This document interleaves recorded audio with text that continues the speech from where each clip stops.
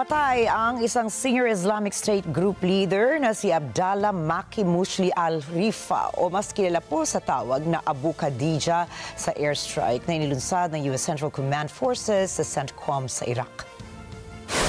Isinagawa ang precision airstrike noong March 13. Subalit, hindi kaagad ito ibinalita ng Estados Unidos. Isinapubliko ng US Central Command of video footage ng kanilang operasyon na pumatay sa ISIS leader. Sa isang statement, sinabi ng US Central Command na matapos ang airstrike, pinuntahan ng CENTCOM at Iraqi forces ang strike site at doon natagpuan ang katawan ng ISIS terrorists. Maliban po sa ISIS leader, kasamang napatay sa airstrike ang isa pang ISIS operative.